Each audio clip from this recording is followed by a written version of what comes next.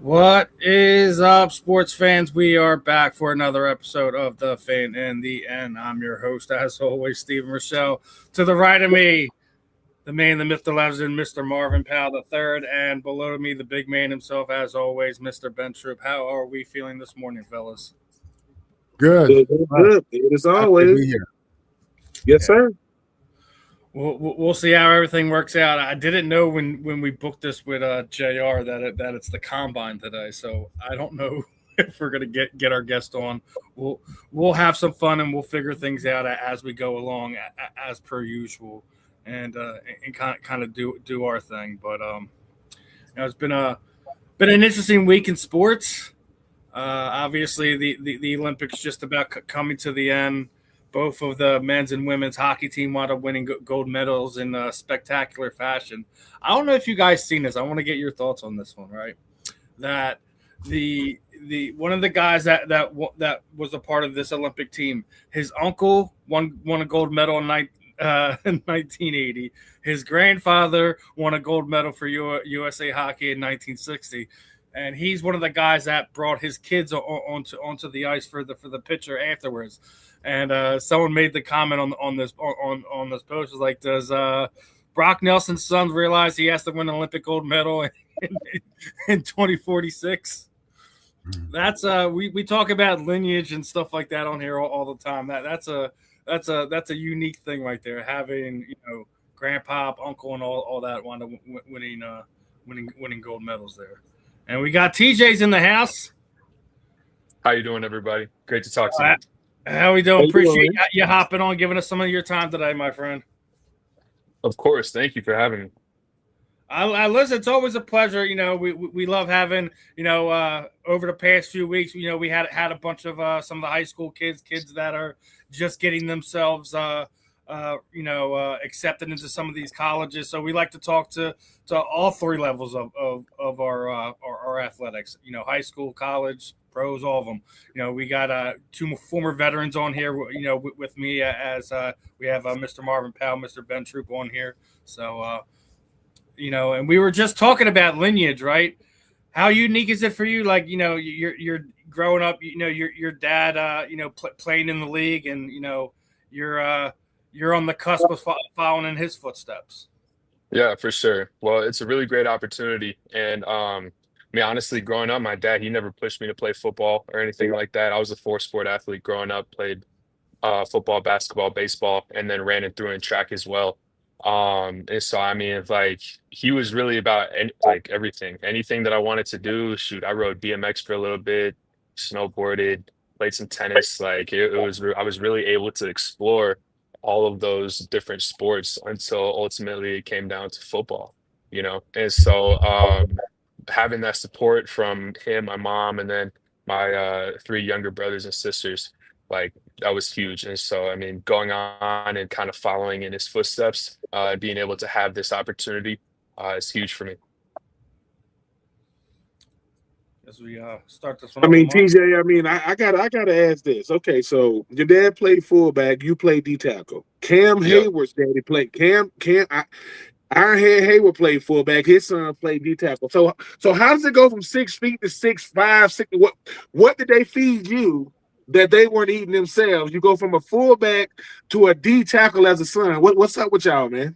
Yeah, well, hey, my dad, he always told me when I was strength training and stuff in high school, he's like, man, you're touching weights that I didn't even consider, even think about or try touching when I was in college. This strength training and everything that you're doing, it's way too advanced for the for when I was back playing, you know. And I always tell people too, because I used to be a small kid. I was like 185, like 6'2", 6'3", 185 when I was a freshman in high school. But my mom, she had messed up one time when she was getting me protein powder. She was buying like the little small tins and they were actual protein powder. But then she got like the big value size pack and it ended up being mass gainer. We didn't catch it until like 2 years later. And so throughout that time, I was just bulking up, putting on crazy weight, putting on crazy muscle. And so I went from a 6'3", 185 wide receiver, kind of like edge, like safety-ish kind of guy, to being a full-time defensive end, full-time defensive tackle by my junior and senior season. Just because of that one little slip. But I mean, hey, look, here I am now. You know what I mean? So shout out, mom. Yeah. Yeah. TJ, I'm also the son of a player. My dad is Marvin Powell Jr. He played for the Jets. And growing up, it was the same kind of deal. He didn't pressure me to play football at all, but he was supportive of it. And one of the things he did from a young age is he would talk to me about the nature of the game and the way the game's supposed to be played and the physicality that really exists and needs to happen. And he really shaped my mind early about football. And there's no doubt that gave me a competitive advantage because I was playing the game mentally at a different level just because of his impact on me and what we discussed. Did you and your dad have similar conversations? And what did your dad talk to you about regarding the game? Yeah, 100%. You know, it started off being a big confidence thing. You know what I mean? Being able to go in and know that you are capable of playing in these, like on these teams and capable of competing with the people that are the best in the nation, especially when we were going around doing camps, doing like the All American games or the Army All-American games, stuff like that. Like he was talking about like, hey, this is confidence. Like you got to know that you're able to go in here and compete. Like you could be the best in your town, but like, are you the best in the state? Are you the Mm-hmm. best in the Midwest? Are you the best in the nation? You know what I mean? And so, I mean, confidence was that number one driving thing that me and him had talked about for the longest time, you know? And I mean, from there, like you were saying, physicality, like it takes a different level of physicality. It takes a different mindset to be able to play this game and to be able to play this game well. And I mean, him being a fullback, you know, like that dude, he is hard nosed, broad shoulder. He still has this helmet hanging up in the basement from when he was at Iowa, you know. And I mean, I see the scratches on there. He had the bull ring on there, so hands couldn't get through, poke him in the eyes when he was, you know, going downhill trying to clean up a linebacker so his running back could get through the box. You know what I mean? Like that's a selfless position. Same way that defensive line is a selfless position. Like you got to do that dirty work and you got to be gritty. You got to have that mindset to be able to go in and do your job down in and down out. Absolutely. Absolutely. I saw a video you were in, a day in a life. The Badgers had featured you throughout the day. Listen, you're a natural at that, man. Do you do a lot of live streaming? Or are you looking at, any type of media moving forward? Yeah, actually, my what I want to do, I want to be a sports broadcaster actually. So, that was back when I was still at Wisconsin. I Hmm. finished my time at Cal. But while I was there, yeah, they had gotten word that I wanted to go into sports broadcasting and I wanted to go into media, and they started to feature me a little bit more in videos like that, kind of like live streams and things. But I also had a lot of different opportunities to be able to talk like in front of campus groups and things like that. We had something called it was like a block party that we did during Black History Month that brought the black fraternities and sororities at Wisconsin. There weren't a lot, but they're starting to grow now. But we brought them together along with a lot of the different athletic teams, right? So we would go in and I facilitated the conversations when that was going on. I was like the MC. I also DJ. And so I mean, like I've got some experience in like music production, right? And things like that. And so I've kind of been able to do it all and see it all. Shadowed a lot for CBS Sports when I was at Wisconsin, and then I've made a lot of great connections with people from like ABC and ESPN and everything like that while I was at Cal. That's great, man. What's your major? So I was an American Studies major, but before when I was at Wisconsin, I was doing radio, TV, and film broadcasting. But when I transferred over, a lot of the credits didn't go over, so I wasn't able to get into the film and media program. But it's okay because everything turned out that when I was choosing that major of American Studies, I was able to do a focus in sports media in the U.S. And now I'm pursuing my master's degree, the cultural studies of sport and education. So it's a master's in education. That's outstanding, man. Listen, I'm happy in a day and age where you're hearing about so many college kids who are playing ball and not going to class for various reasons. I'm happy to hear that you're taking advantage of this time and getting those classes in, man, because listen, you're going to be able to monetize all that. Trust me, it's not for nothing, man. It's adding up. So I'm really happy to hear that. I also took a trip to Berkeley. I loved it. I didn't go there. I went to SC, but I had a great time, man. What do you miss about Berkeley? Man, right now the weather, I'm here in Florida and it's been cold so far. Like, I mean, it's like just been freezing down here. But I mean, what can you do about it? You know what I mean? I can't complain. This is a great opportunity that I have to be down here and to train, be a part of Coach Tomarello's and GMAC's group, especially with all these guys. So, but I mean, yeah, like Berkeley was different. It was a huge culture change from me being in Wisconsin to me going out there. But I mean, I loved it. Like, I'm a Midwest kid. I grew up in Iowa, you know, so like I'm used to like all the space and just being able to go outside and like see grass all the time. But you know, like that's city life, and I got used to it, and I enjoy it now. You know what I mean? Now, most importantly, when you were out in Cali, did you get a chance to check out In-N-Out Burger? I did, and I feel like I know where this is going. So No. Well, first of all, do you like it? Is it good? I mean, do you acknowledge that it's the best fast food burger on the market? I acknowledge that it is the best fast food burger on the market. Now, I You don't have say to No, it agree with is him, the TJ. TJ, no, you no, do no, not no, have no, to. no, no. You See, don't now have hold to on. agree with him. You don't then have let to that man agree talk. with Marvin. I will He Marvin got is acknowledge more. that the scared. He got more burger. degrees than me I'm and you just combined. saying. Let him talk.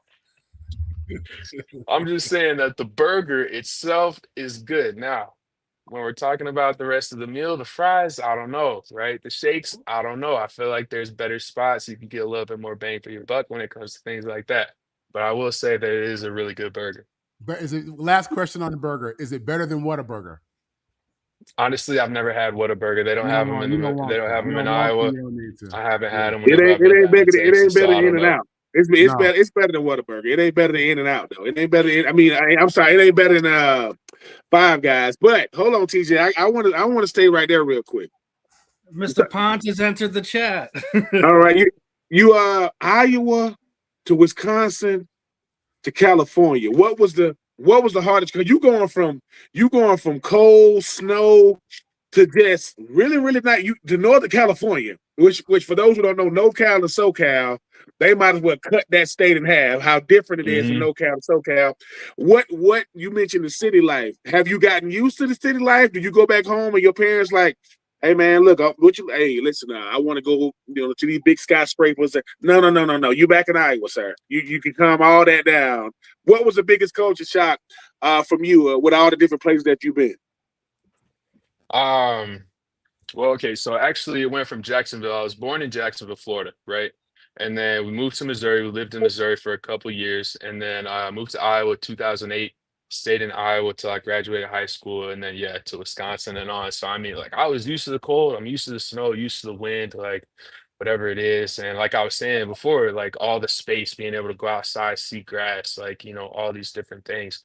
And I mean, like, I'm not gonna lie, like when I got to Berkeley and Northern California, San Francisco, Oakland area, I was like, man, I don't know about this. Like, this is a lot different than anything I've been a part of before. But I mean, like, as I was there, I mean, I was there for about a year and a half, like 2 years. You get more used to it and you start to like feel the culture of the Bay and like really like all the people that are around and you become more comfortable and like all these things. And so I mean, like honestly, the culture of the Bay and like the people and like all of the art and like dance and the music, like everything about it, like gets to you once you've been there for a long time. You know what I mean? I miss it right now. Now we see we got Indeed. Marion in here. How you feeling today, my friend? I'm doing good. How about yourself? We're just chopping it up, going crazy like we normally do here on the on the fan in the end. It's combine day here in the NFL. What do you guys do? I'm gonna start with Marion and then go back to TJ on this. What are you guys doing to try to up your draft status on days like today? Say that again. I couldn't hear you. I said as we're basically at where we are with the NFL combines basically here. What are we doing on days like today to kind of do what we can to up our draft status, get more eyes and ears on you? Right now, she'll really just staying to the course because this week we got a little mock pro day as well. So really just trying to stay healthy and maximize the numbers as much as possible. What about when it comes to days? TJ, I know you said you're doing some type of camps down there in Florida. What are you doing on days like today? Yeah, for sure. Well, I mean, like on days like today, today's our recovery day, you know what I mean? So we get in, we get our treatment, we get PT rehab, lots of stretching. We'll hit the contrast therapy, right? Down at the sauna house, right? Making sure that we're staying sharp mentally and physically. And I mean, like we go and knowing that the combine is going on and knowing that we're not there, like that puts a chip on our shoulder, you know what I mean? Because it's like, okay, like there weren't enough people that like thought that we were worthy to be able to go out there and perform with the best of the best. But we know that we are able to go and perform with the best of the best, and we've done it. We've shown it with our play on the field, you know what I mean? So going there and looking at guys in the combine, you know, it's a little bit of a chip, right? Seeing that we're not there, knowing that maybe we could have done more, right? And so now we're putting in that work to make sure that we don't get overlooked. Ben, Marvin, any retorts? Mary, where you training at? Where you training at? We're both training at CTP. Oh, y'all both at the same spot, right? Yeah, we are. Yeah, we're roommates. He's just right outside the door right now. Oh, okay. Okay.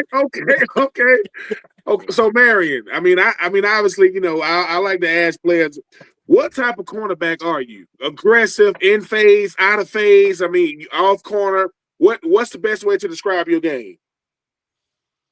Shoot, it really just depends on like the receivers I'm going against prior to the week because I watch a lot of film, to be honest. So it really just depends on the receiver, but I prefer to press more, obviously, you know, use my arms and my length.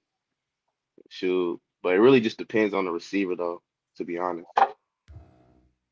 With that being said, I mean, what do you prefer? Do you prefer the bigger receivers, or do you prefer those smaller receivers that have to use their feet? I'll say probably the bigger receiver is easier to guard because the small receiver they can probably move more. You know, they got a little bit more route tree to them. So, but I like the challenge for real with the smaller receivers at the end of the day. Okay. It's gonna make you lock in, start of the game and the end. For like the bigger receivers, it's more like they bag really ain't that deep. But like if it's a big receiver and their bag's deep, then yeah, you got one. Now that you got people listening to you know, what don't people know about Murray State football that they need to know? Yeah, I was only there for one season, to be honest, but they need to know is that they got a lot of young guys who's really finna change the program this upcoming season.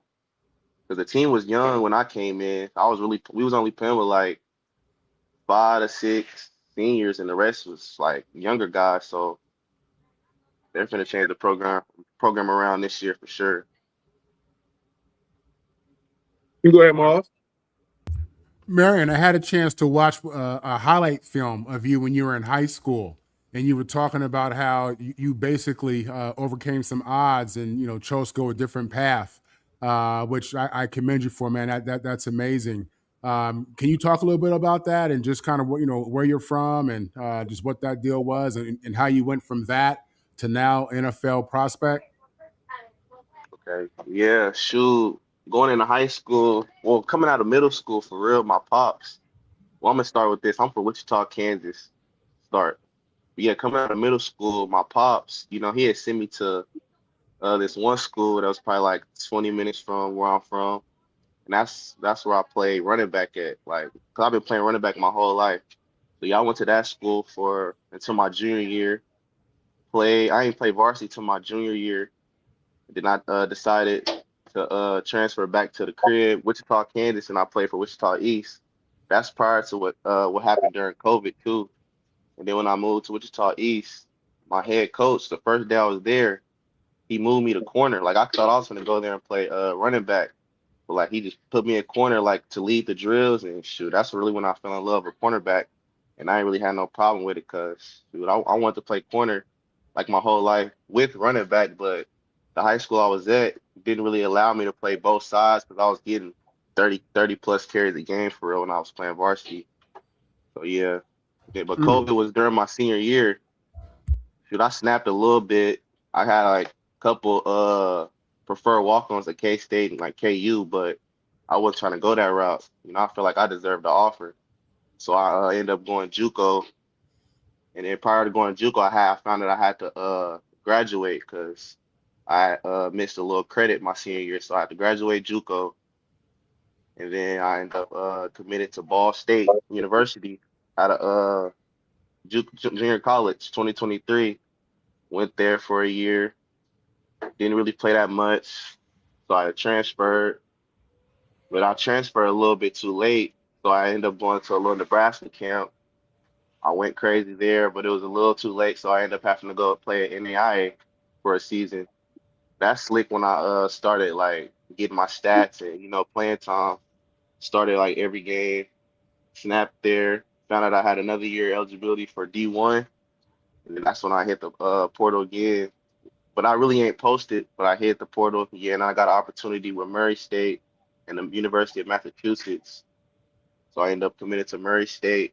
But shoot, I was really just going to take whoever gave me opportunity first. Went to Murray State that spring. And then it was just history from there for real. And I just worked and tried to lead the guys as much as possible because I was really one of the older guys there. So yeah. Then after that, yeah, you good. No, so it sounds like a story of perseverance, man, and that's awesome. Sounds like you got some fight in you, and that's amazing, brother. And I encourage you to hold on to that. This is a question for both of you. TJ, you can go first. When you look at the NFL, whether it's present players or historic players, who do you model your game after? Who are you looking at and saying that's who I need to be? Man, right off the bat, Myles Garrett. Like, he was a guy when I was in high school that I was watching. I was trying him out of my game after him. Khalil Mack. And I mean, gotta give a shout out to the Ravens too, Terrell Suggs. Like my dad, he was a huge Ravens guy, right? So I mean, watching that defense, like when they were at their peak, everything that they were doing, like it was like, yeah, like we gotta be something like that. You know what I mean? But I mean, at the end of the day, like you want to shout out the greatest to ever do it, Aaron Donald.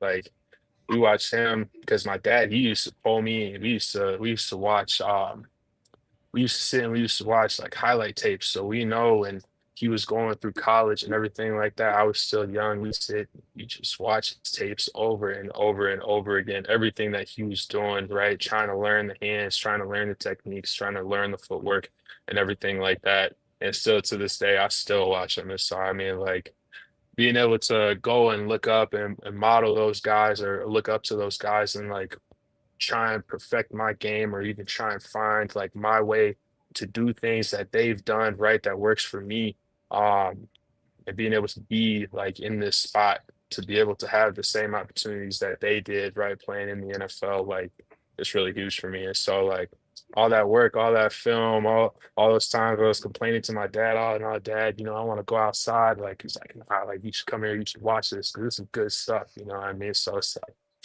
being able to have those same opportunities is huge. So, yeah. Marion? Shoot, for the longest, when I play running back, I'm not gonna lie, it was Chris Johnson. I used to watch him, man, so much because I was a skinny back, but in corner it was Jalen Ramsey, Sauce Gardner, and Pat Surtain. Great Senior players. or junior? Say that again. Senior or junior? Junior. I mean, just listen to both of y'all. I mean, number one, it used to be what? But I was blessed enough to go to the combine back in 2004. Do not tell me if you were born or not. I do not want to know. Don't even tell me, y'all are young behinds, man.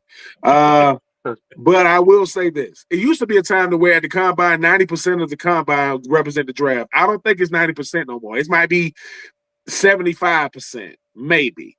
Because like you guys say, sometimes being at the combine doesn't help you as much as you think because you don't look the part. You ain't as fast, you ain't as quick, you ain't as strong. But if you have an opportunity like you guys have right now, I would say keep taking advantage of it because, like I said, I've seen both of y'all. I mean, TJ, I saw you catch a pass out the backfield. I'm like, is somebody going to tackle him? You was like, nope. I'm getting in the zone, bro. I'm not coming out the backfield catching this. And with you, Marion, when I see you play, you aggressive, right? But you got good feet. What is it about? I'm gonna ask both of y'all. What is it about your position, that makes you know? Look, but this is the it position. D tackle. If you can, the quickest way to point A to point B is the guy right in front of the freaking center, right in front of that guard. It ain't nothing. And as far as if you a shut down corner, I mean they back up the Brinks truck. Hey man, welcome to Marion Bank and Trust. Well, all we do is print money over here. That's the difference between zip codes. So. Talk about y'all positions, man, and what makes it the it position for you. Man, defensive tackle, it's like I was saying, it's a ruthless position. Like you gotta be selfless, you gotta be nasty, you gotta have that mindset. And if you don't, you're gonna be put on your butt, driven back 10 yards, straight into the linebacker's lap, and that ball is going straight to the crib every single time. If you don't do your job, you know what I mean? There's so much about defensive line that fires me up because I know that while I'm sitting there lined up a yard, half a yard away from the person in front of me, it's I know that my hands going through his chest is going to disrupt this play so bad. Doesn't matter if it's run, doesn't matter if it's pass. And I want that physicality every single time, man. It's oh my gosh, it's such a thing where it's you really have to just be crazy to be able to play it because you are 1-on-1, 2-on-1, 3-on-1 every single time. You know what I mean? And you have to sit there. You got to hold that double team so that linebacker can go and scrape through and make that TFL. You got to be able to go and get your hands in that proper spot, get extension, right peak backside. Oh no, the running back might be going to my secondary gap, right? Shed over to the secondary gap, get there and make that play for a 0-yard, 1-yard gain, right? To put your defense in the best position possible every single time to be able to get off the field. You know what I mean? And then, pass rushing, it's all a mental game. You got to watch film, you got to study, you got to know who you're going up against. And hey, they've done the same thing for you. So maybe you got to try something different, right? And you got to play the game within the game every time that you're playing to be able to beat your opponent, right? And get to that quarterback or whatever it is. You know what I mean? But again, it's a mindset, it's a brotherhood, it's physicality, it's being selfless, right? Knowing that sometimes you doing the job isn't going to get you the glory, but it's for the better of the team, right? And that's why I love that position. Sounds like your pops taught you well, TJ. I'm about to say. I heard you answered my other question right there. So just so you know. What about you, Marion? I mean, listen, we know you got a problem with receivers. Don't give me that big, small. I don't like those dudes. Yeah. I don't like wide receivers. What is it about the cornerback position? Because it's just you. The whole world is inside them numbers. You got to go out there with that cheetah.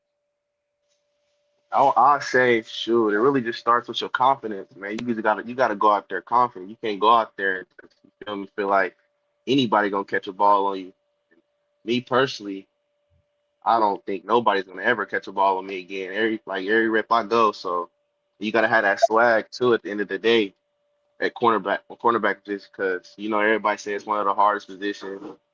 It's that and the third, and they see the bad plays over rather than seeing the more good plays. So, and then back to the film thing.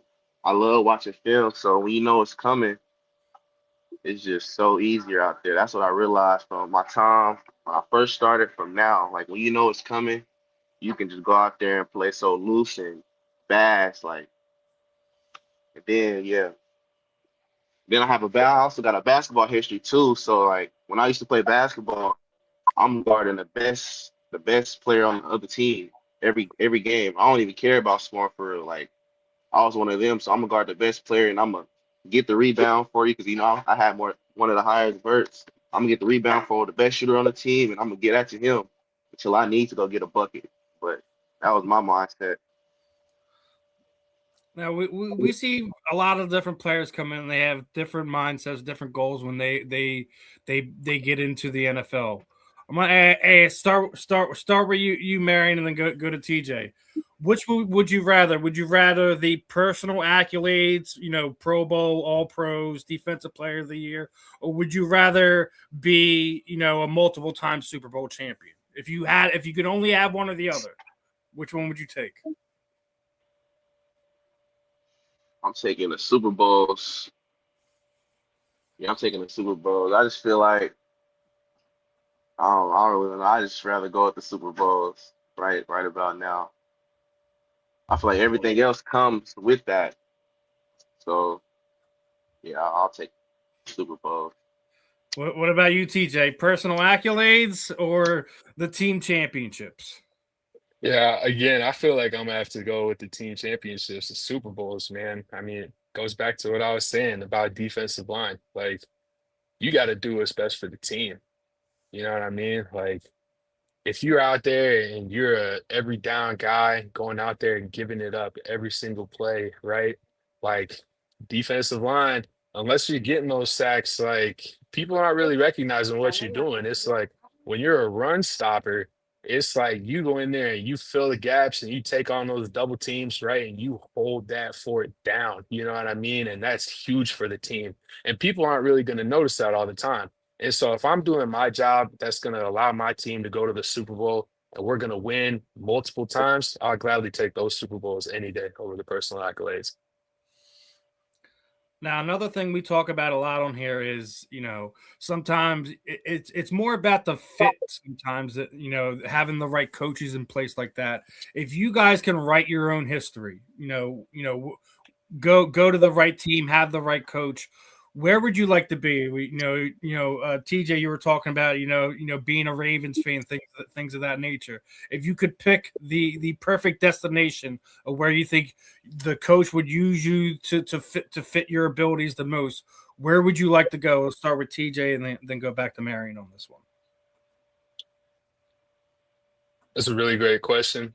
And it's funny, a lot of the Uber drivers down here, they've asked us that. It's like, oh, where's your dream destination? You know what I mean? And you think about it like always in terms of like, oh, okay, like maybe I played on this field before, like I've played on Tampa's field, I've played on Pittsburgh's field, stuff like that. But like very few times I put thought into um like the kind of system or the kind of coach or like teams that I want to be around. But I mean, still, like just like you were saying, like with me mentioning the Ravens before, like I still feel like they would be a great fit.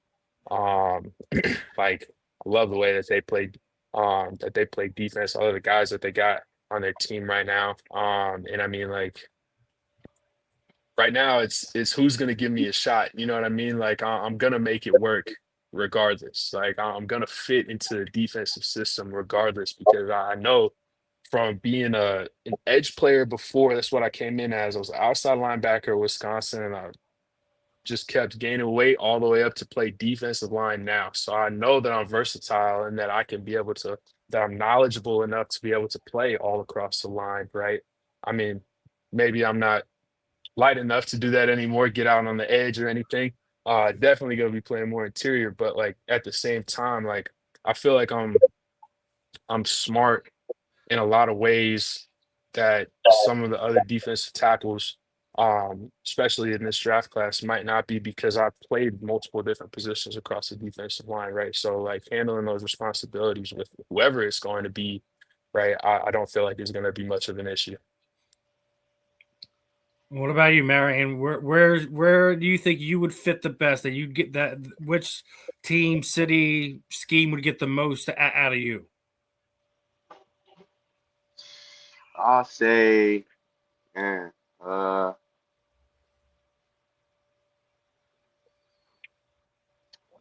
say I like the way Dan Campbell coach, the way they defense plays. I like the Lions, the way they play.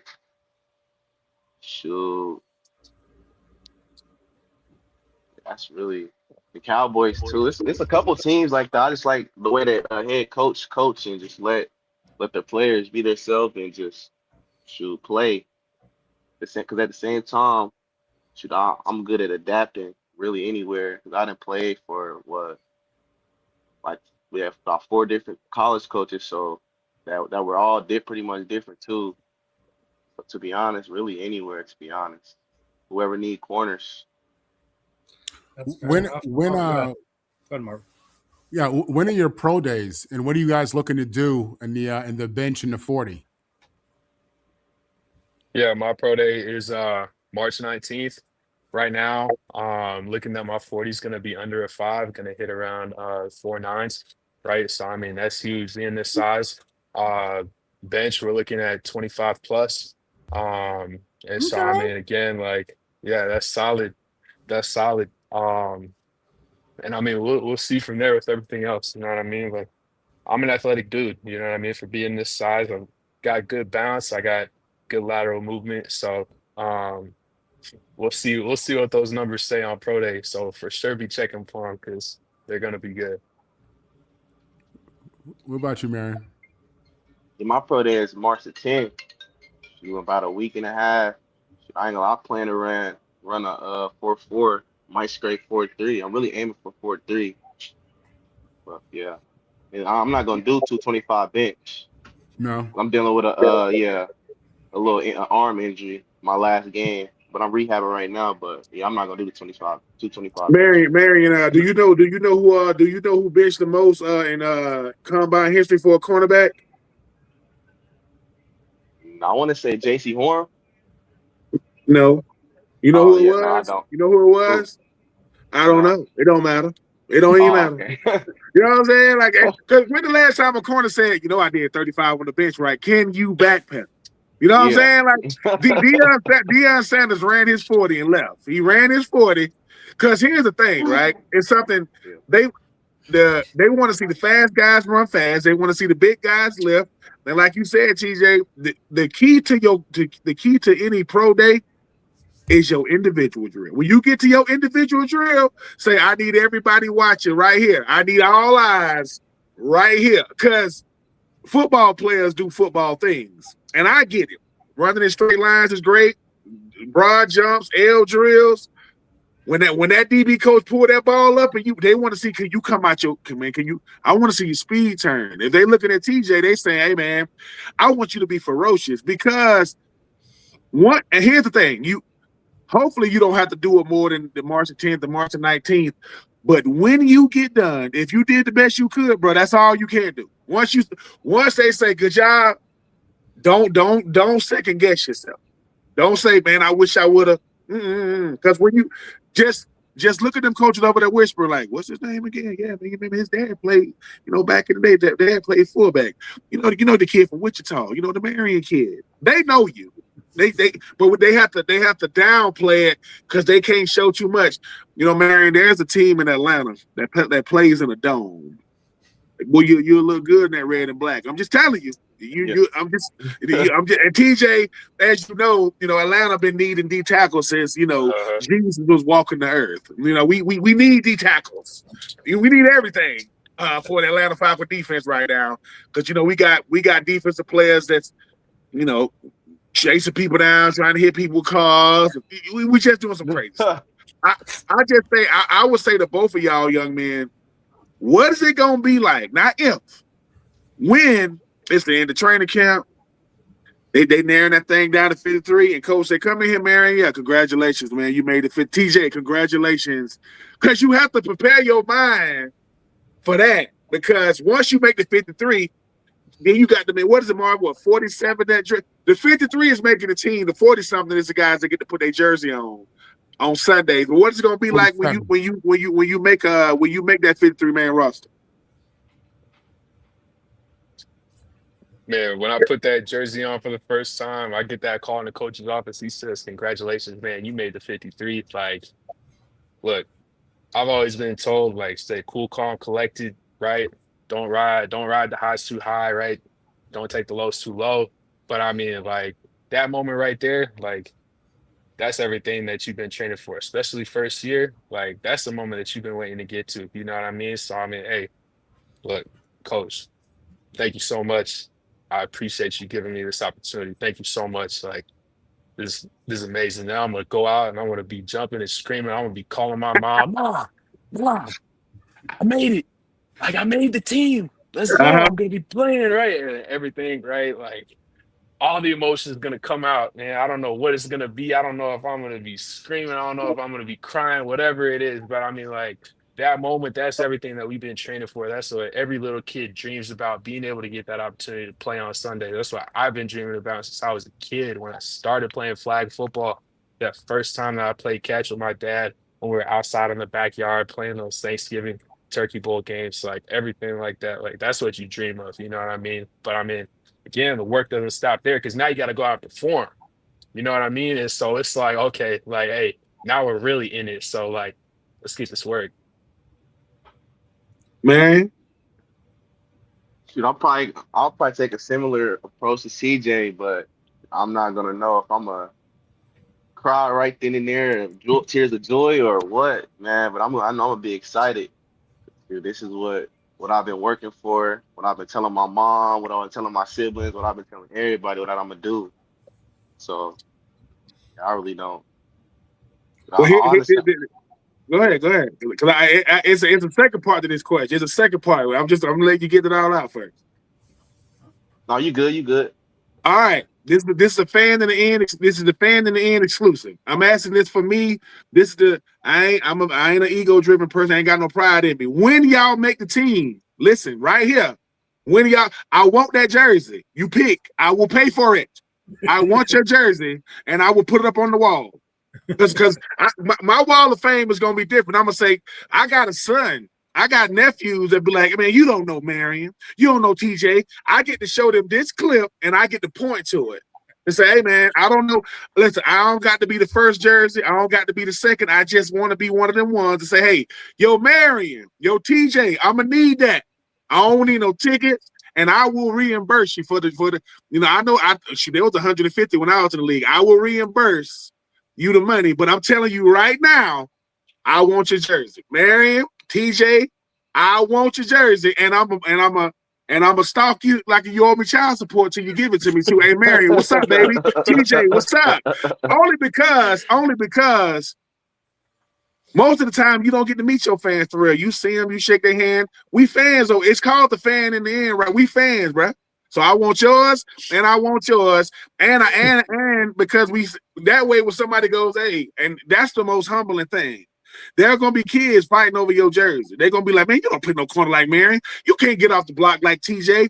But we get to be the first. That's why we do this, man. I said, I want to see the next ones up. I mean, Midwest boys, possibly having to play in the South with that heat, that humidity. I know y'all in Florida, it ain't hot right now. Give it a couple of weeks. It's gonna get hot. You're gonna be like, bro, it is crazy down here. But I just want to let you guys know, while you can see my face, I won't. I don't care if it's home. I don't care if it's away. You don't got to sign it. I hope you do sign it, but you don't got to sign it. I want it. I'm just letting you know right now. Marion, before you jumped on, TJ had talked to us a little bit about his other interests outside of football and school. What did you major in, and what are your interests outside of football or after football? I majored in integrated studies, basically general studies and social sciences. Me too. Yeah, but my other interest after football is to really be a high school football coach for right now. Trying to coach high schoolers, trying to push them to D-1, and so they don't got to go to juke route if they don't have to. Give them game that I needed at that age, pretty much. That's awesome, man. Basically, what you're saying is you want to give back, man, and that's I'm with that. He wants to be the next Teddy Bridgewater. Something like it, man. Oh, that's right. They do got the Teddy Bridgewater rule. Yeah, they would try to humiliate and then make a rule called the Teddy Bridgewater rule saying you can only get 15,000. How about the school get 15? How about the school make it so that you don't need a Teddy Bridgewater rule? Like the kids need to get back and forth. God forbid, these coaches really care about these players. But I have never asked anybody for a jersey before, and I feel bad about it. I'm happy that you guys are the first. I am humbled. If I say, yeah, that.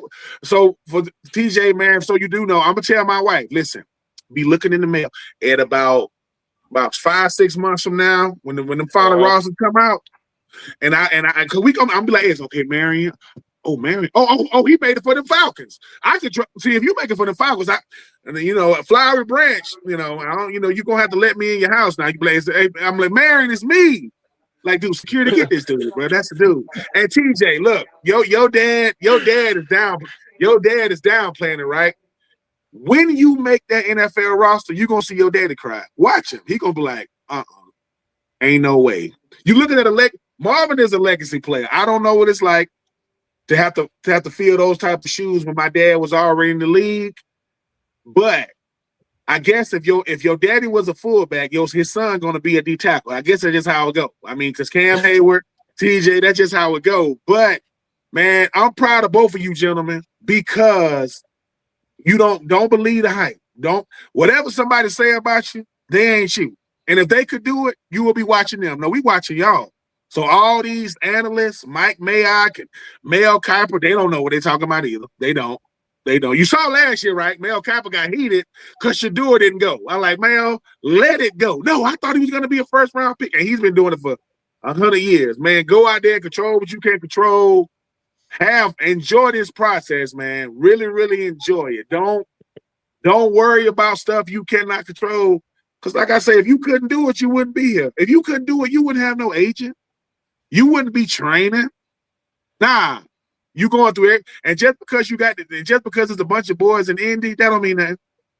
Just because you in Indianapolis, sometimes some of them should have told him no, because some of them gonna be like, you see, Fernando Mendoza ain't throwing right because he ain't crazy. I don't know them receivers. I know receivers. You see what I'm saying? That's called being smart. That's saying, Fernando, why ain't you throwing? Don't worry about me. You saw me throw against Miami, didn't you? You saw me throw against Alabama, didn't you? You saw me throw against Oregon, didn't you? And Ohio State, right? Why I got to throw to these dudes I ain't never met? Nah, you want to see me throw again? Come to, you know what I'm saying? No, come to Indiana. And now, when you see them coaches at y'all pro days, make sure you look them in the eye and say, all eyes on me now. Call me Tupac today. Oh, don't take your eyes off me. Because when you do that, right, coaches like confident players now. We all look. Marvin played, I played. Y'all know we ain't rap tight. You can't be rap tight to play football. We're not you know what I'm saying? We easy going, but we ain't rap tight.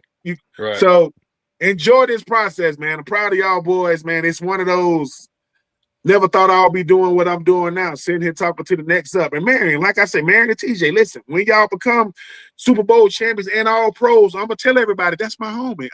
You can't really be my homie because y'all too young. I'm Unc. They too young to be my homies. Y'all like my nephew's age, you know what I'm saying? But I'm not gonna let you big time me. So when I see you out, if I see you out, I'm out too late. Say what you doing out here, man? I don't know. I'm lost. So we not gonna. We might pass by on my way to go get something to eat. If I'm out past 10 o'clock, something has gone terribly wrong. I'm just telling y'all that them days of my life are over with. But I hope you guys are documenting this. The same way you can look into a camera every day and say, listen, man, day number 16. Because 10 years from now, when you go back and you look at yourself on camera, you're going to say, that young boy really enjoyed this thing, man.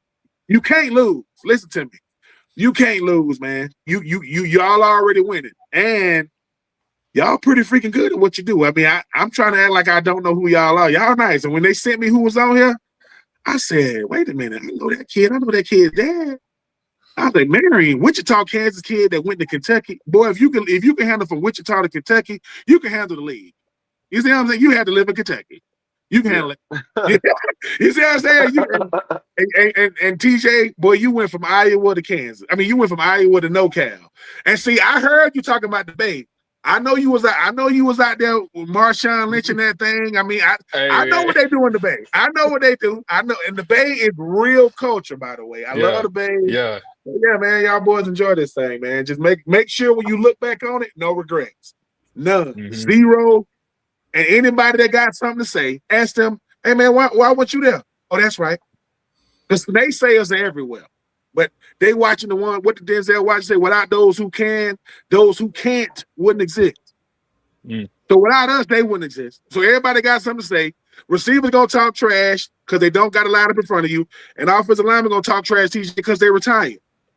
I ain't talking trash if I got to see y'all. I'm not doing that. I'm the guy at LA Fitness, sticking my head in the gym, saying, y'all are washed, y'all can't hoop, but I'm not hooping them. See, I'm not going in there. I'm not going in there because my record is intact. I'm at batting 100. Man, look, I know that Marvin and freaking Steven didn't know this. Look, I got licks. I got some people in the hospital right now, man. I got to go see them. I mean, I told them I'm gonna jump on here first, but I had to see y'all faces first, because this will happen when you got bills and kids and all that kind of stuff. Everybody's fine. I got to go see their face. I got to jump off. But before I do, Marv, Steven, y'all know I love y'all for letting me have this platform with Marion and TJ. I'm gonna call my son and say, hey, boy, I know a D-tackle that told me to tell you, boy, you better get that ball out. Or you're gonna be looking up at the skies. And listen, and I got a cornerback that told me to tell you. I got a cornerback that told me to tell you, don't be afraid, just throw it. It's gonna be mine. But hey man, the pleasure's all mine, man. Y'all boys be good, man. Y'all boys hold it down. Hey man, appreciate you. Thank you so much. Man. Yes, sir. Right. Yes, sir. Have a good day, brother. Take care, man. Yep. Now, now it's down to four of us. So one thing I wanted to do, because obviously I was only wanted to keep you guys about an hour or so. We're getting down to like the last few questions here. We already talked about the combine, the draft, everything that you guys are doing. One thing the NFL is doing a lot of, and let's just say everything comes true and you guys do wind up on a 53-man roster. The NFL is doing a lot of international expansion. We'll start with Marion and then go to TJ on this one. Internationally, where would you like to play? Would you like to go to Brazil? Would you like to go to Australia? Would you like to go over to the UK? If you had your choice on which international location you got to play an NFL game in, where would you like to go? Let's start with Marion.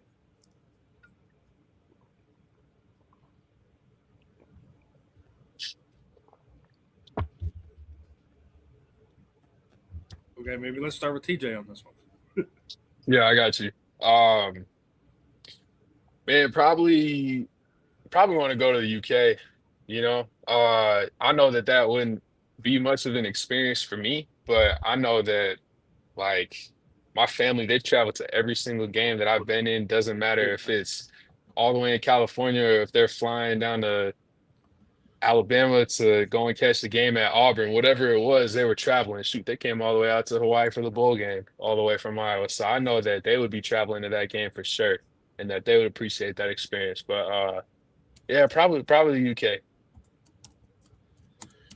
All right. Seems like Marion's having audio issues, so give him a second to situate that. Technology always loves us. Technology always loves us. TJ, I'll tell you what, man, I've been exactly where you are in the process, man. Coming out of USC in '99, I was a free agent to the New Orleans Saints. I went to my pro day at USC. I didn't even bench press because I had shoulder issues, but I made it onto the practice squad. And after a few games, they moved me up to the active roster. And then, my dad, he was a first-round pick. So we've seen two extremes, man. Mm-hmm. It's real. I mean, and you're well aware of the process. So however you get in, bro, when you get there, you just get low and go. You know what I'm saying? Yeah. No, 100%. Yeah, That's the yeah, thing, man. Like this is a process. It doesn't matter where you're at in it. Like you could be the first round pick, you could be the last pick, you could be undrafted, whatever. You could get rookie mini camp invite. But as long as you know that this is a process and you're sitting there, you're willing to learn, you're willing to take the coaching, and you are willing to give it everything that you got, have no regrets at the end of the day. Like I mean, you can yeah. sit back and look and be like, hey, okay, like I did this. You know what I mean? Like I gave myself that opportunity. I took the coaching, right? I did everything that I could, and now look at the position that I'm in. You know what I mean? That's my whole mindset going into this entire thing. Marion, I was telling TJ that I was just like you. At my pro day, I didn't do the bench press because I had shoulder issues.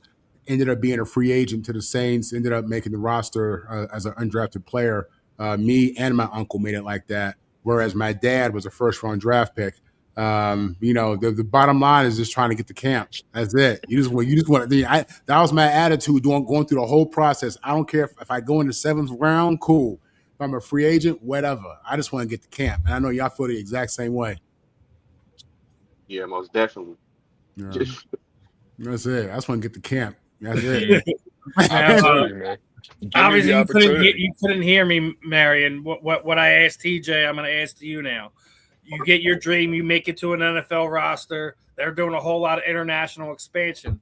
Where would you like to go if you had your choice? Would you like to go to Brazil, Australia, the UK? If you had a location you would like to play a football game at, where would you like to go? Ooh. To be honest, wherever the water is the most clear for real, because I've never been out of the country, so anywhere is really a blessing to go to. If I had to pick though, I'd probably choose Brazil for real because it's most known to my knowledge. Ain't nothing wrong with that. Nothing wrong with that. They got some nice beaches out there, Marion. I'm sure you would enjoy that. Yeah. Yeah. Yeah. Real nice beaches. Real nice. Yeah. All right. So, Marvin, anything else before we let these gentlemen enjoy the rest of their afternoons? Man, listen, again, I've been where both of you guys are at and just really inspired by your journeys and just where you guys are at. Thankful that you guys would come on here and, bless us with your time. I highly encourage you guys just to continue to mentally persevere, and just stay on it and stay in shape. And I wish you guys the very best of luck, sincerely. Very thankful for you guys coming on today. Yes, sir. Thank you so much for having us. This was not a amazing. problem. Like we What I appreciate typically being do able as we let you guys go is kind of what I mean. Obviously, is first time doing it with two on at the same time. What I typically do is kind of throw the proverbial microphone over to you guys.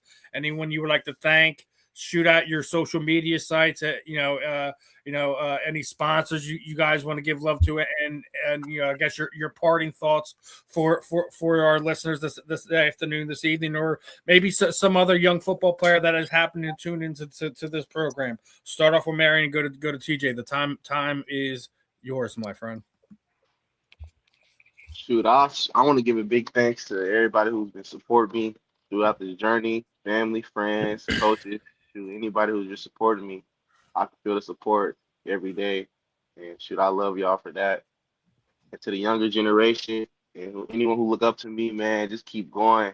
Have that relentless mindset and never give up. And shoot, just be undeniable, man, and trust your faith at the end of the day. Appreciate that, TJ. The floor is yours, my friend. Yeah, for me, I want to echo that message, man. Like, thank you so much to everyone who's out there supporting me. Everybody who's helped me along the way in this journey. To my family, I love you guys. Thank you so much for doing everything that you guys have done and supported me throughout my entire life, right, to get to this point, and the support that you guys are going to keep giving me. To my fiance, Paige, I love you, girl. I know you're out there in California while I'm down here training, right? I appreciate you.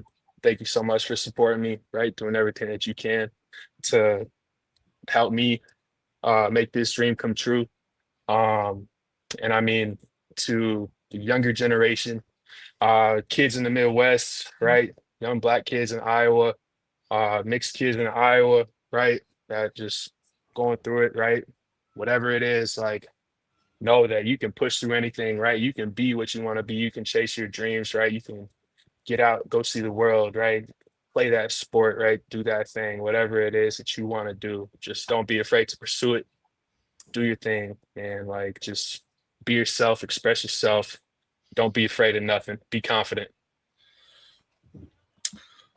Love it, my friends. I'm gonna leave you like this. Remember, there's at least 20 NFL players who were undrafted and wound up making the Hall of Fame. Even if your name don't get called draft day, it doesn't mean that you guys won't have a successful career. Yeah, guys like Warren Moon, John Randall, even Kurt Warner wound up going undrafted and still, made significant time in the NFL. So no matter what, keep doing your guys' thing, keep grinding, keep staying true to yourselves, and we'll definitely looking forward to having you back on here on the South Florida Tribune on the Fan in the End. 100%. Hey, thank you guys so much for having us. This was great. Like, we really appreciate the opportunity. Likewise, my friends. Appreciate your time. Same to you too, Marion. Appreciate your time, my friend. Appreciate you, God. Take care. All right, everyone. That was TJ. That was Marion. Definitely. I always make things unique here on the platform. We had both of them on at the same time. It was definitely fun learning a little bit about them, their backgrounds, where they came from, their aspirations. It's always cool learning about the younger generation, the upcoming talent, things of that nature. I think they both have chances to make somebody's 53-man roster. But I don't know. That's why I was trying to pick their brain, kind of see where they would like to end up, places they would like to go. So. Yeah, no, listen, I think it was inspiring just to hear their stories and just kind of, see where they're at and what's going on. So much happening in the world. Unfortunately, negativity clouds everything sometimes, it feels like. But when you see guys like this chasing their dreams, focused on their goals, being positive, being mentally tough, mentally persevering, it's inspiring. It's a good thing. It makes you feel good about some of these young people today. So definitely enjoyed that. And the reality for this generation of athletes, for these guys, is they'll have their pro days, they'll have opportunities to go to NFL training camps, but they also have, the UFL, they also have Canada, they also have, other leagues and other opportunities. So the biggest thing for these guys, man, is just to stick with it. If the goal is the NFL, many people have taken an alternate path. You name a few of them: Warren Moon, Kurt Warner, playing arena football. So, these guys were inspiring. I'm really happy we had them on. Me too. I like I said, dude, that's one of the things I like to do when I set these interviews up is everyone has a story, man. And I want everyone to be able to tell their story, because not everyone gets those chances to kind of really be able to tell what's going on, where they come from. I almost forgot about it just because how the craziness of everything was that, TJ, just got engaged a little bit more than a month ago. He was just talking about his fiance right at the end there. So it's, wanted to, give him all the best wishes with that. And hopefully all that works out. Now, we were just talking about the international games. We got 9 of them this year. Brother. Mm-hmm. London, Madrid, Melbourne, Mexico City, Munich, Paris, France, Rio de Janeiro. Anyone that is sticking out to you, my friend? Anyone that? They better. The NFL better have some kind of deal with the cartel before they go to Mexico City. Are you out of your mind? If I was an NFL player, there's no. Listen, I'm gonna tell you right now. There are NFL players telling their agents talking to NFL teams about this. I bet you it has already happened. The cartel then showed their hand. They running the whole show. They're running the resort. They got the president talking left. I mean, it's weird, man. It is a weird thing. Does any game stand out? Mexico City, where they blowing up the airport and blowing up cars in the street and blowing up civilians, all over the country. No mercy. They got these. Yeah. As I almost forgot, I gotta bring myself back there because I'm forgetting all kinds of stuff today. So, this episode is brought to you by Fight Wax. Fight Wax is the premium athlete skin defense care. Help treats cuts, swelling, scrapes, abrasions, rejuvenates, and restores stressed skin. Customers have used for soreness, stiffness, and recovery, designed for athletes in all active lifestyle. Provides ultra silky, non-greasy feel. deep hydration for skin care, helps fight dry skin customers have used for eczema, psoriasis, and other skin disorders. By the way, Marvin, I did get a text last night.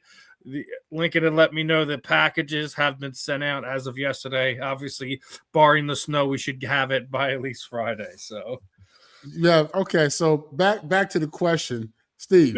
I don't know if the viewers are paying attention, but what's happening in Mexico, it's like out of a movie. It's like a Netflix movie where the Mexican authorities kill the cocaine cowboy out there. He's dead. Now his people going crazy over it. I mean, that's serious. That's serious. In the NFL, don't be surprised if something happens with that game. Don't be surprised. Yeah, they wound up saying, you know what? I don't think we want to go there at this point. Yeah, now take away that situation. Does any game stand out? They got 3 games in London. Shad Khan, owner of the Jags, he's, you feel like he wants to be the first team to be based overseas. I've always felt like that, and I think he is from London. And I know the Jags are going out there again like they do every single year. I'm sure. I haven't seen the schedule, but I'm betting they are. So that's interesting. I'm looking forward to is Melbourne, Australia. I want to see when the NFL is going to pull the trigger and really put a team overseas. I want to see when that happens. My dad doesn't. We've talked about this on other programs with Scott and Candy and stuff like that. They really need to I don't want to see them on soccer pitches anymore. I don't. I really don't. I want if we got all this money, we can continue to send teams over there. They're getting ready to add another game to the schedule. All that nonsense. Build stadiums out there, please. Go to Toronto. Go to Toronto. That's that should be the first step. Go to Toronto. I don't have a problem with that. Yeah, that's easy. It's easy. You still, you're trying to, grow the pie and the market share. Go to Toronto. Get all that Canadian viewership and get that Canadian money. It's out. They got some people. I mean, they've been. Was it the Toronto Argonauts? Have been we all just about everyone in the United States knows who that team is. They love football up there in Canada, not as much as they love hockey. Let's be clear about that. But they're not. I don't think they would be opposed to having an expansion team there. So put one out there in London, put one up there in Ontario. Let's start. Let's stop playing around. Let's really start doing this thing. Listen, going back to Mexico, and then the NFL trying to put a team out there. When you watch the videos of what's happening right now in Mexico, it reminds me of Narcos during the Pablo Escobar days in Colombia. Mm-hmm. That's what I'm not. That's not even a joke. So again, I would be shocked if that game is played in Mexico City. Now, you're going to imagine they're going to have security up the yin-yang. If they do, I mean, they're going to treat these NFL players like they're blonde Barbies and give them all the Secret Service agents and all that, I guess. I don't know, but, man, it's a real thing, man. We'll see. And, of course, TJ's already sent me a message, thanking us for the opportunity. It's great hopping on with you guys.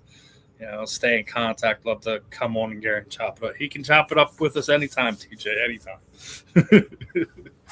But a couple things I wanted to go over. We were talking about, we just kind of mentioned the whole Teddy Bridgewater thing. You see what's going on in Florida with high school football right now? They're going to begin charging students to play football at the start of the beginning of the next school year. Mm-hmm. And it's just crazy. Yeah, I don't know the details of the story. Yeah, so there was a whole article, and I kind of screenshotted it, and I'll kind of read it out. These students in a number of Florida schools will either have to pay or risk sitting out the year if they hope to play high school sports after a set fee was introduced for participating in athletics.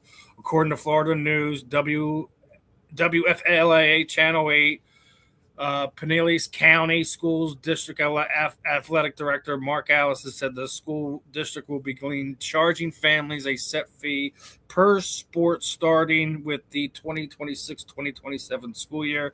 Allison told the station that fees will allow county that contains 18 different high schools and over 24 middle schools to add additional sports at the varying grade levels. As we heard lately, that families want us to offer more opportunities for the kids, more students experience. He said that we have a great opportunity to influence additional students, and we know that a high level of engagement, kids that will invest in their schools better academically, and they stay.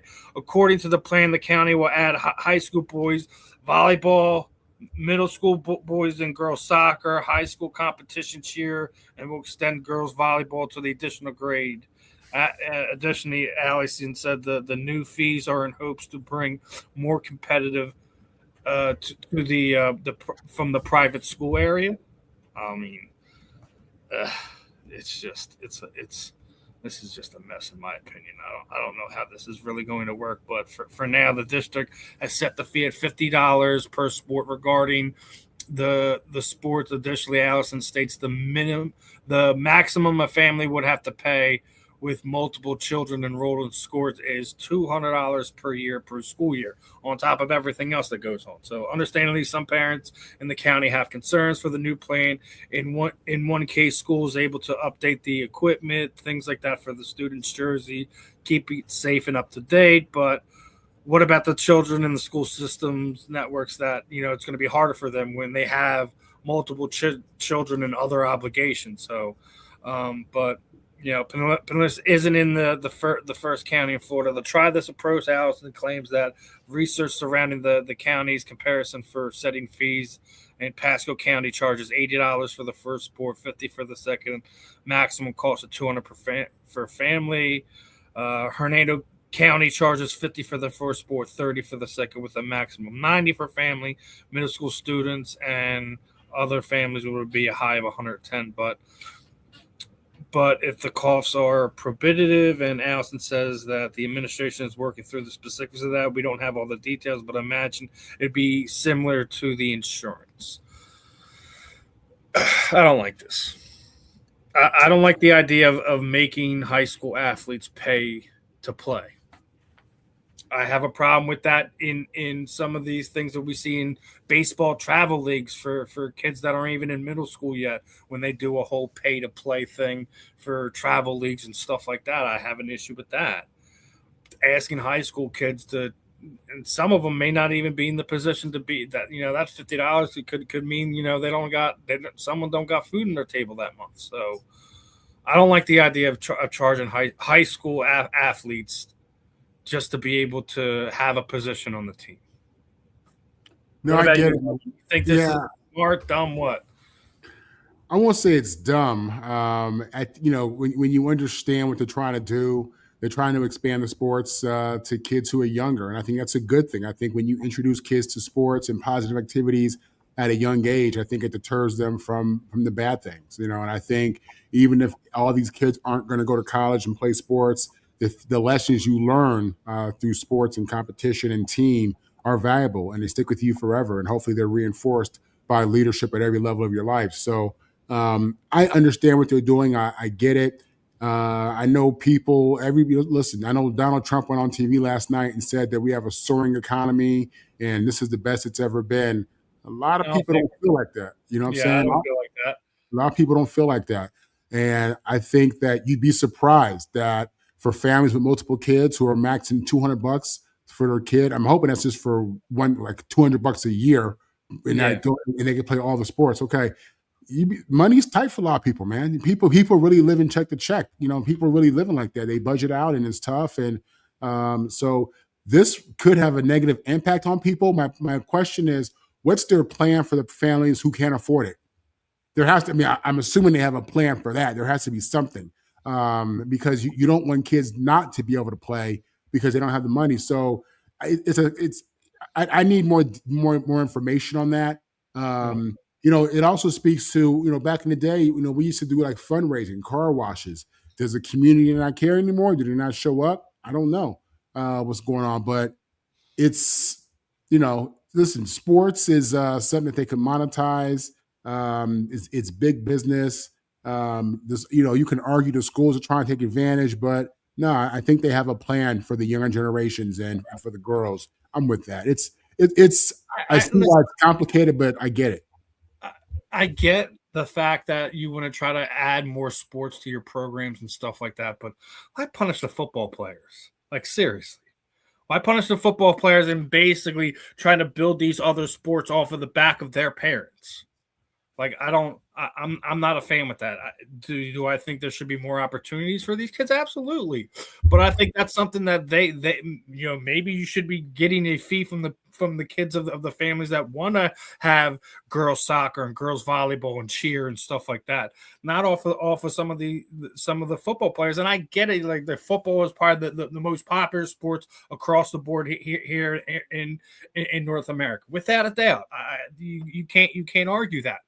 But then sitting there,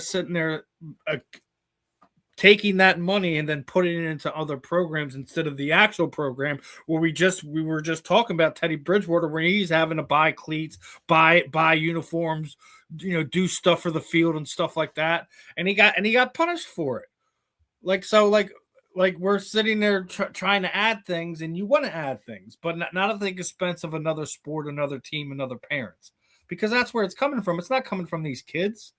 Parents are going to have to pay for that. Go ahead.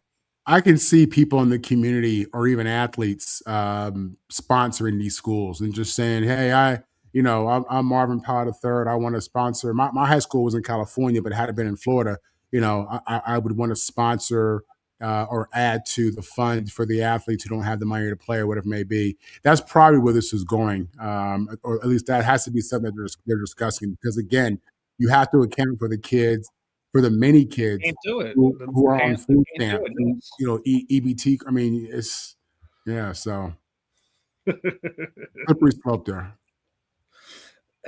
I agree with you. I hope there's a plan in place for the families, the kids that just don't have the extra $50, $100, $200, whatever it's going to be. It's just, especially when you're talking about these families that, you have more than two brothers, you have more than two sisters, and, it's going to be, you're going to hit that max. That $200 is going to hurt that, that family.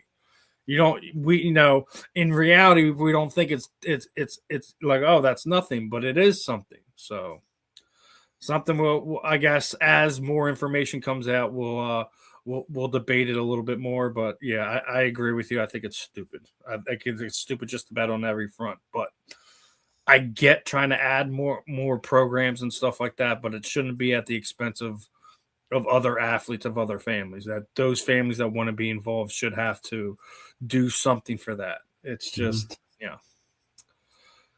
the world we live in, so to speak. And speaking of, obviously, this past week we lost another player to, due to mental health awareness, and AJ Brown's been a lot of talk of things, and he always champions the mental health awareness of things. And John Clark was talking about it. Don't take the easy way out. Once I thought that was the way. AJ Brown had shared a heartfelt message on his Instagram about mental health and the death of former Vikings receiver Rondell Moore. AJ is speaking to other NFL players, saying he was in the same spot when he was 23 years old and thought about taking his own life, and implores other players not to let the moment take hold of you and not to take your own life. And unfortunately, over the last few years, Rondell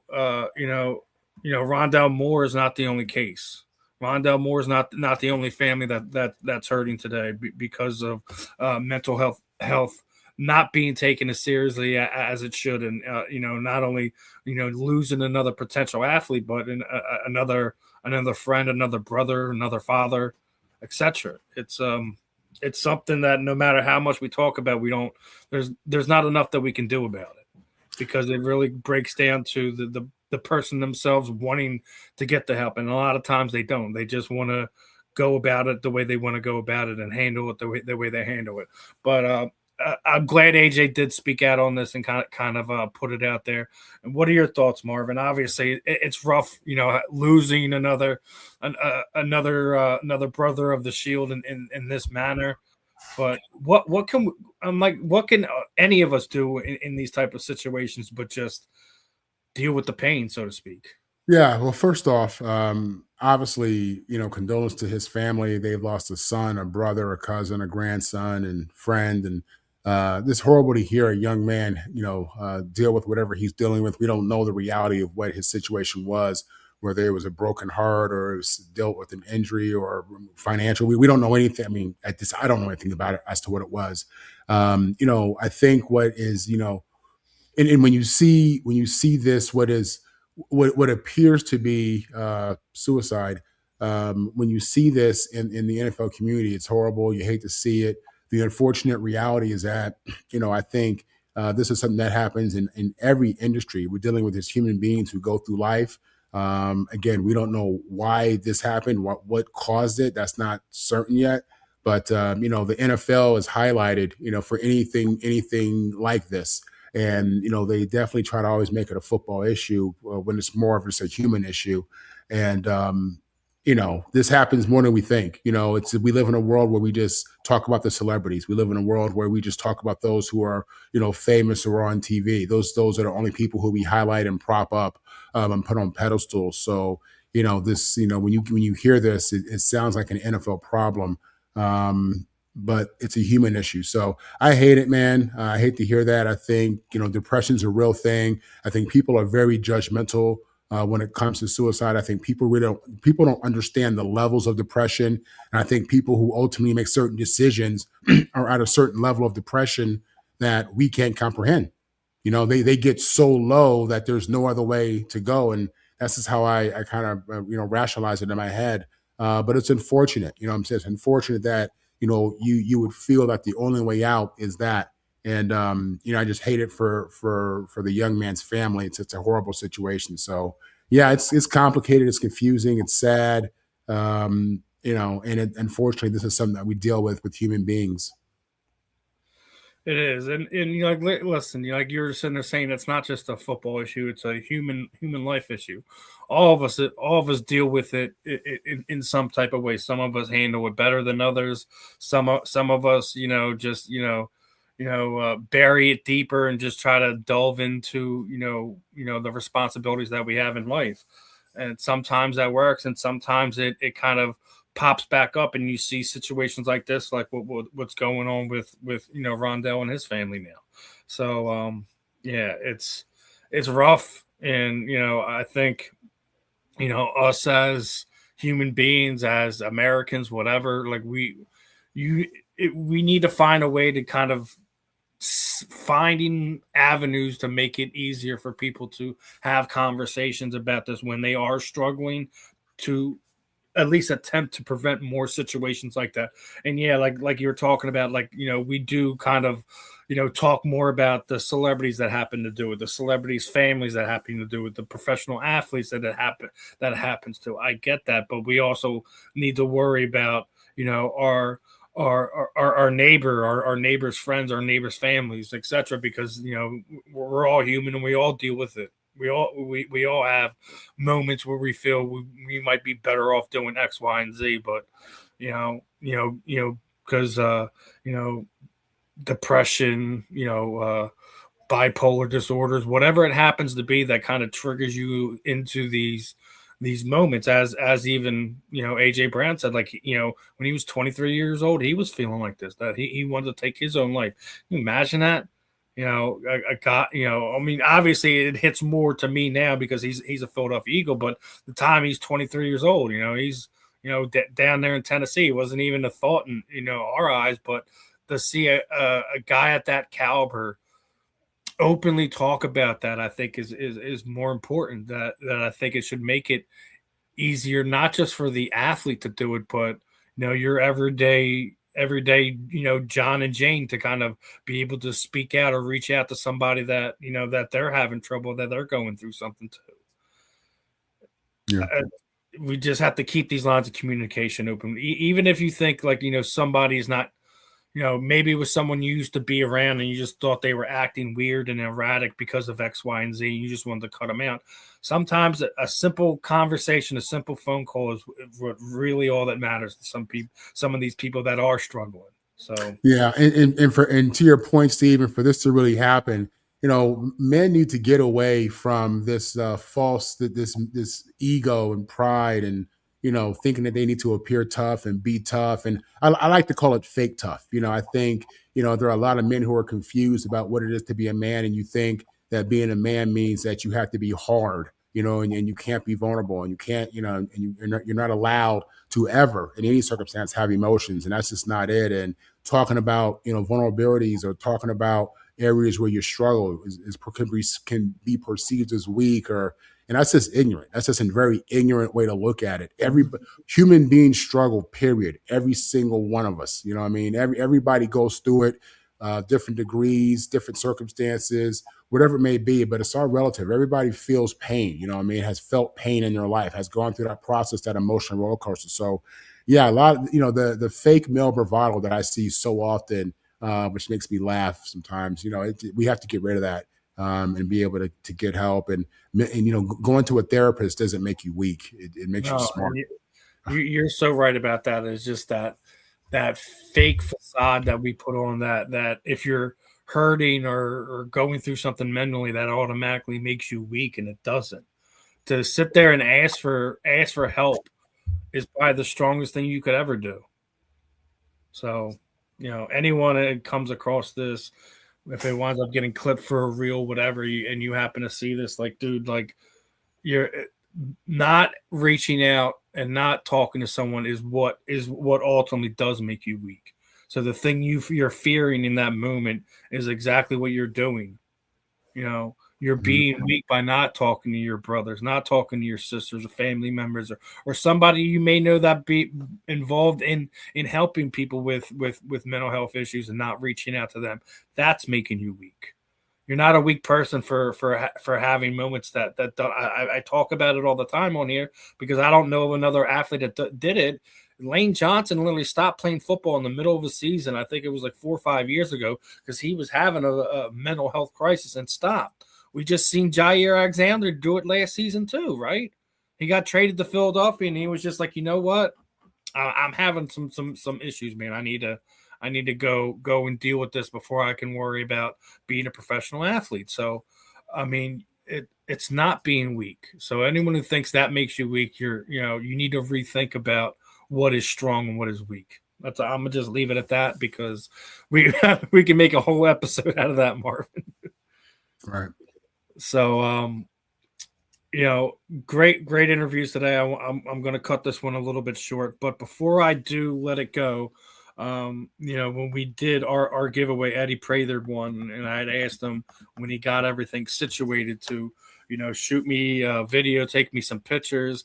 And last week he did shoot me the video. I totally forgot about it when we were doing last week's episode, and just never got to it as we got to it. So, been sitting in the back end.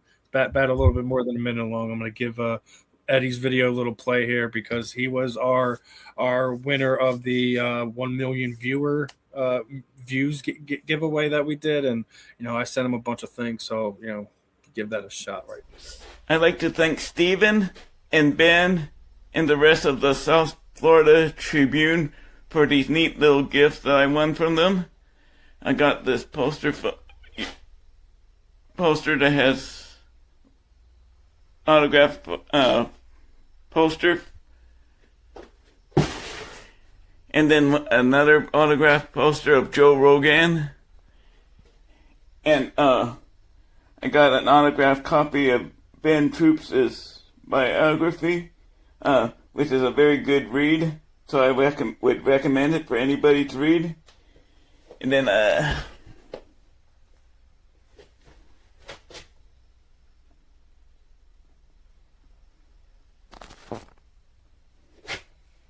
Ben Troupe autograph card, and an autograph card of Jessica, I can't pronounce her last name, and a little card of Ben Troupe that's autographed. Thank you very much for all of it. Thank you very.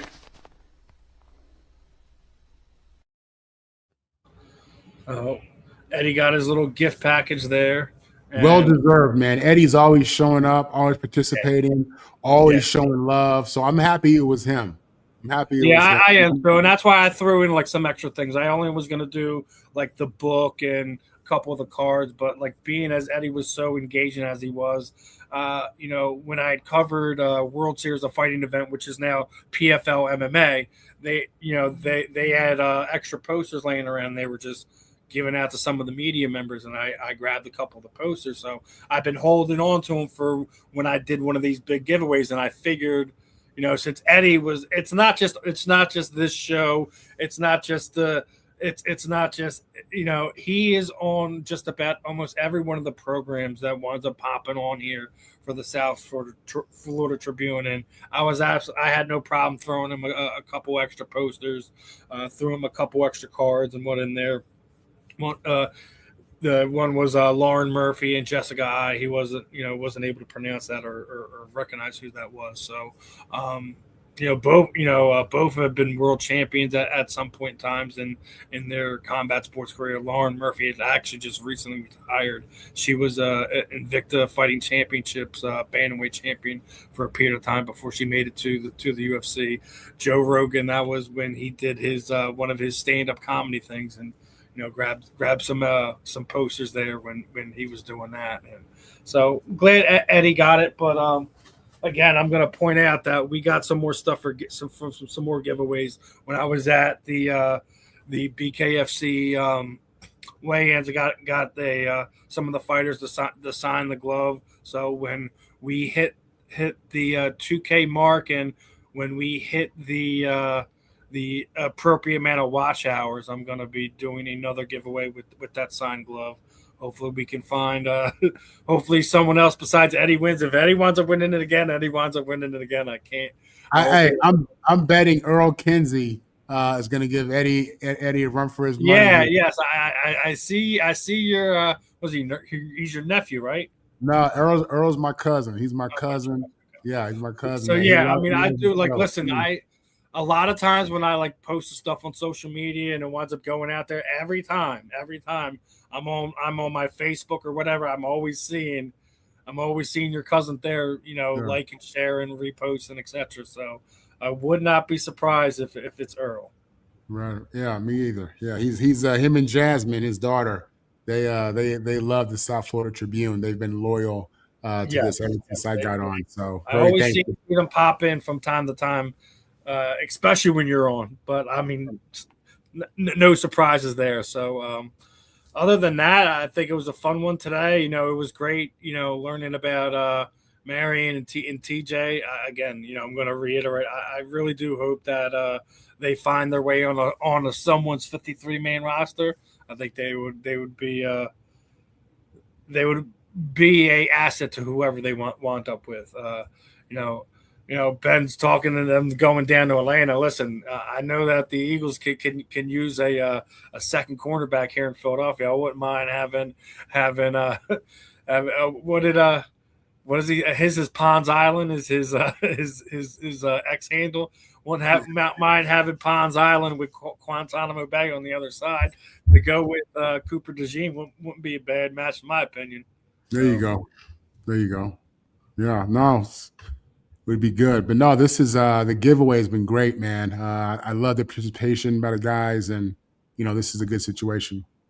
Yeah, I got some more stuff to unload, but it's all a matter of the engagement we wind up getting on these shows. I don't try to make it if someone can get these amount of people to like, these amount of people to share. I just want it to be natural engagement. So we're going to be doing some more stuff over the coming weeks and months. Hopefully it's closer to weeks than months between us getting some of these goals. But I know I think we're like 120 subscribers on YouTube away from 2K. So we're getting there, my friend. We're getting there.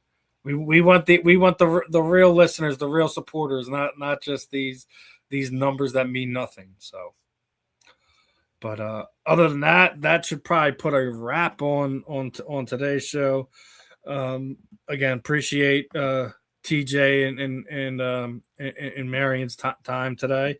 Appreciate your guys' time as always as well. Hopefully, Ben has a good visit. It's not always a good thing having to make hospital visits and whatnot. So other than that, another fun episode here on The Fan in the End on the South Florida Tribune Network. If you guys are tuning in and you haven't given us a subscribe yet, hit that QR code up top, like, subscribe, smash that notification bell. Make sure you don't miss any of the programming. And what are you doing? Triple duty again today, Marvin?